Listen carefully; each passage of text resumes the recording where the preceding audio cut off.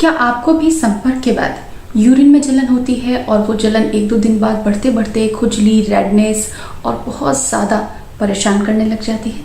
तो आज का वीडियो आपके लिए है।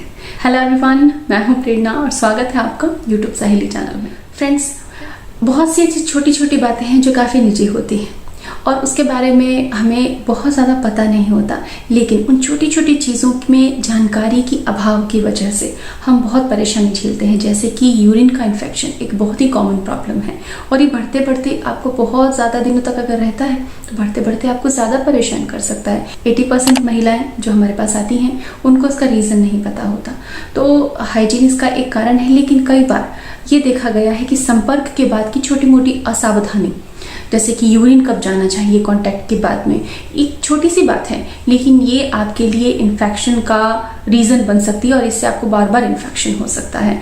तो हमें ऐसा क्या करना चाहिए जिससे कि हमको कांटेक्ट के बाद यूरिन इन्फेक्शन या वजाइनल इन्फेक्शंस ना हो। ये बस एक तरकीब है, इसमें ना कुछ आपको लगाना है ना कुछ आपको खाना है, बस छोटी सी चीज़ आपको ध्यान में रखनी है। और वो चीज़ क्या है, आइए हम आगे जानते हैं। सबसे पहले हम शरीर की बायोलॉजी को जानते हैं, संरचना को समझते हैं। महिलाओं के शरीर में यूरिन के और प्रजनन के 2 अलग अलग पार्ट्स होते हैं, लेकिन पुरुषों में एक ही पार्ट होता है और महिलाओं में ही संपर्क के बाद इन्फेक्शन के चांसेस बहुत ज़्यादा होते हैं।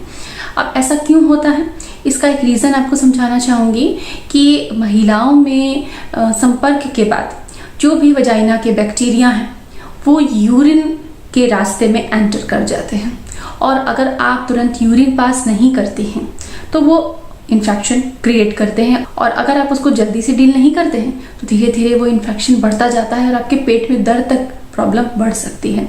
तो इसको बहुत आसानी से आप हल कर सकती हैं, केवल एक ही काम करना है आपको, और वो ये है कि आपको संपर्क के तुरंत बाद यूरिन जाना चाहिए। लेकिन कई महिलाएं हमसे ये पूछेंगी कि अगर हम प्रेगनेंसी की तैयारी कर रहे हैं, कंसीव करना चाहते हैं, बेबी प्लानिंग कर रहे हैं, तो तुरंत से यूरिन जाएंगे तो हमारा सारा डिस्चार्ज बाहर आ जाएगा। तो फ्रेंड्स, महिलाओं को 10 मिनट तक संपर्क के बाद 10 मिनट तक लैग अप पोजीशन में रहना चाहिए ताकि स्पर्म जो है यूट्रस को पार करते हुए फैलोपियन ट्यूब्स तक पहुंच जाए। लेकिन उसके बाद आप मेंस्ट्रुअल कप यूज़ कर सकती हैं, इंसर्ट कर सकती हैं ताकि रिटेन रहे डिस्चार्ज आपका, और आपको 10-15 मिनट बाद यूरिन चले जाना चाहिए ताकि आपको जो रिपीटेटिव इन्फेक्शंस होते हैं कांटेक्ट के बाद वो ना हो। और बहुत सारी महिलाएं इस बार बार के इन्फेक्शन की वजह से कंसीव भी नहीं कर पाती हैं। तो अगर आपकी भी ये प्रॉब्लम है तो इसका हल आज आपने जान लिया और अब आप इसे अपना के देखें, आपको 100% सोल्यूशन मिलेगा और आराम भी मिलेगा। लेकिन पुरुषों के बात में ये चीज़ बिल्कुल उल्टी है। पुरुषों का सीमन का पैसेज, जहाँ से सीमन पास आउट होता है और जहाँ से यूरिन पास आउट होता है, वो पैसेज एक ही होता है। तो जब सीमन पास होता है तो यूरिन का जो पैसेज होता है वो सिकुड़ जाता है, वो रुक जाता है, यूरिन तब पास नहीं होना चाहिए। और अगर पुरुष संपर्क के तुरंत बाद यूरिन जाते हैं तो उनको इन्फेक्शन होने के चांसेस होते हैं। ये उनके लिए हेल्दी प्रैक्टिस नहीं होगी एक तरीके से।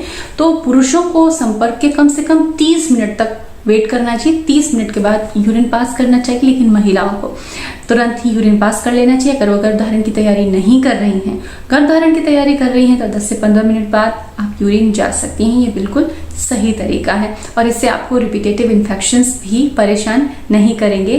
फ्रेंड्स, उम्मीद करती हूँ ये जानकारी आपके लिए उपयोगी होगी और आपके लाइफस्टाइल में जो प्रॉब्लम आप झेल रहे थे उसका आपको सोल्यूशन मिल गया होगा। तो आप इसी तरह मुस्कुराते रहें, स्वस्थ रहें, प्रसन्न रहें। Thanks for watching.